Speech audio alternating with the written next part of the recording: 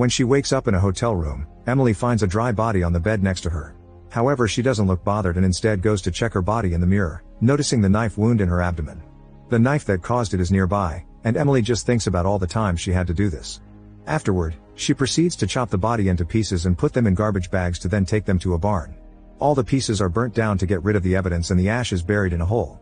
Then Emily goes back to town and spends a few hours at a cafe learning more about herself, almost as if she didn't know what life she is in. Later at her home, Emily tries to keep her mind calm by smoking. Suddenly she is visited by her boyfriend James, who is very angry because she's been missing for 3 days and she hasn't answered his texts. He even called the cops to find her, and now he has to call them again to tell them she's fine. Knowing that the police will get her in trouble, Emily tries to calm down James by getting affectionate with him, but James turns her down and tries to call the cops again. A desperate Emily decides to stab him in the neck with a corkscrew, instantly killing him. Then she wraps his body up and hides it in the basement, followed by cleaning the floor and washing the clothes to get rid of the blood. She also takes a lot of medicine. The next morning, Emily is shocked to see that her body is rotting, which she didn't expect to happen this soon. Moments later, Detective Freddy shows up at her house and gets suspicious when he sees she came back without James telling him. He begins asking lots of questions, so Emily invites him to have some coffee. When he's distracted, she grabs Freddy's hand and starts absorbing his life. It turns out this isn't actually Emily, it's a shapeshifting being that kills other people to get their bodies. The creepy body from the hotel had been the real Emily, and now the shapeshifter has become Freddy, leaving the real cop's body dead and dry. He practices saying his name and checks out the gun, happy to be in a position of power this time. Afterward, Freddy uses a hammer to remove the teeth from the body so it can't be recognized, then he pours gasoline all over the house. On his way out, he bumps into a delivery man, so he takes the food without paying and leaves in the detective's car. The delivery man wants to stop him, but at that moment the house catches on fire. Next, Freddy goes to see the local dealers, who recognize him as the corrupt cop who always helps them out. He steals some happy powder and consumes it all in the car while it's revealed the creature needs medicine to stop the rotting and the happy powder helps delay it. Sometime later, Freddy goes to a bar and pats the dog at the entrance, who always recognizes him no matter what body he's wearing. He sits at the bar and asks for a drink for Julia, a lonely woman who is surprised that Freddy guessed her favorite drink. Freddy makes a joke about being a psychic, but in fact he comes to this bar all the time in different bodies and watches her come every night to drink alone. They start chatting and quickly hit it off, so they move to the alley behind the bar to kiss passionately. Suddenly Freddy feels pain in his abdomen and he panics, yelling at Julia to make her leave. Then he realizes this is the wound from Emily's body, which makes him worry because wounds have never body jumped along with him. While holding onto his wound, he walks down the street and uses his police badge to harass a couple in a car. Rachel is immediately kicked out, but Freddy makes Sam stay to steal his body. Sam tries to defend himself, but the creature gets what he wants in the end. Afterward, the new Sam takes the car to a private spot to destroy the body with a hammer, only to be interrupted by a call from his wife who asks him to come back. Sam goes home to his family, but he quickly learns that the couple doesn't get along and that their relationship is in shambles. The next morning, one of the kids wakes him up by jumping on him, and Sam can't help yelling at her to leave him alone. He's still feeling the pain of the wound, so he ignores his family and rushes to his office, where he discovers that Rachel is the receptionist. A memory from Sam reveals he had been harassing her and Rachel turned him down, so Freddy saved her just in time. Sam is a dentist, and since the creature has been in a dentist's body before, he goes ahead and continues to treat Sam's patients. During lunch break, Sam goes to a restaurant and is shocked to see Julia on the street. He runs out and tries to get a taxi to follow her, but the driver points out that it's stalking and refuses. Then he decides to distract himself by going to the movies alone. In the evening he has dinner with his family, but this only depresses him more because he can't remember his own family or anything from before he started jumping from body to body. He also keeps staring at the knives, feeling the urge to kill. Needing to drink to deal with his mood, Sam goes to the bar while ignoring his family's pleas. Julia sits next to him and remembers seeing him around with Rachel, so Sam shares that his marriage is a disaster and that he only wants to have some fun. In return, Julia reveals she used to have a husband and a son. The boy died from a severe illness when he was only 3, and this strained her marriage for years. One night, her husband surprised her with a very romantic dinner, and they finally got to have fun and laugh again. They spent the night doing the dirty, but the next morning, Julia woke up to discover her husband disappeared without a trace. After sharing a drink with Julia, Sam goes to the bathroom and sees this body is starting to rot too. Panicking, he says goodbye to Julia and rushes to hide in a motel, where he consumes more happy powder. A few hours later, he gets agitated when he notices the rotting is spreading pretty fast, so he must hunt for a new body soon. He calls Rachel to apologize for what happened before asking her to come help him because he's sick. Moments later, Rachel shows up at the motel but Sam doesn't open the door, he just tells her to come in.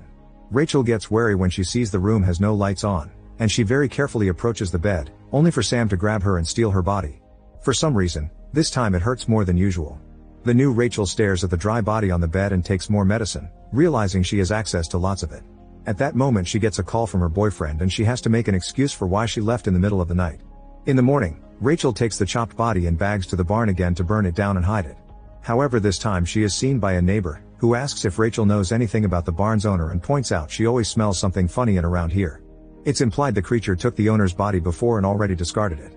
Rachel immediately drives away without saying a single word and goes back to the dentist's office, where she uses her employee key to steal a bunch of medicine. Afterward she goes to her apartment and takes medicine pretty often, hoping it'll keep the rot at bay. In the evening, she decides to dress up nicely and go to the bar, unaware that her boyfriend Tommy sees her leave. After the dog welcomes her again, she sits next to Julia, who recognizes her as Sam's date. They chat for a while and Julia comments that Rachel has sad eyes, so she offers her business card, explaining she's a counselor and can lend an ear anytime. After Julia leaves to talk to Robert, John takes over her seat and begins hitting on Rachel. At first she ignores him, wanting to spy on Julia to know what her relationship with Robert is. However, at that moment the TV shows her as the main suspect behind a case in the barn. Needing to escape, she accepts John's advances and leaves for her apartment with him.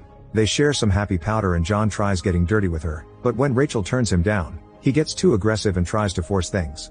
Rachel pushes him off and rushes to grab a knife to attack him, but John is quick to defend himself and disarms her.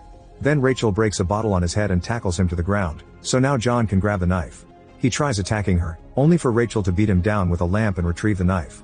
After getting stabbed once, John tries to run downstairs, but Rachel follows him and proceeds to stab him multiple times in the corridor. Then she returns to the apartment and grabs all the things she needs to escape. On her way out, she discovers a neighbor is calling the police, so she hurries to run away only to be seen by the cops outside. Luckily she runs faster and takes a hidden alley to find an old garage where she spends the night hidden.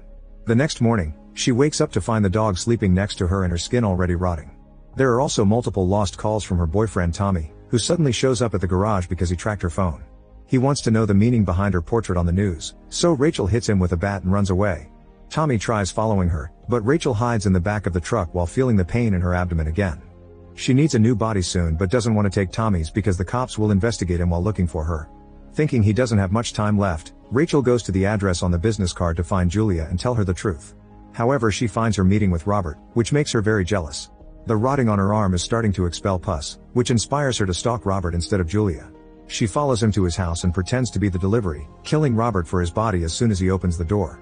Afterward, Robert makes a phone call and confesses his feelings to Julia, who agrees to come to his place for dinner. That night, they enjoy each other's company and Julia admits that there's something very familiar about Robert, but she can't explain what. Robert flirts with her and kisses her, quickly escalating things into something naughtier. Their touching causes Julia to discover the wound on Robert's abdomen, but he asks her to ignore it and they spend a night full of passion. From then on, Julia and Robert start a relationship, and they're very happy together.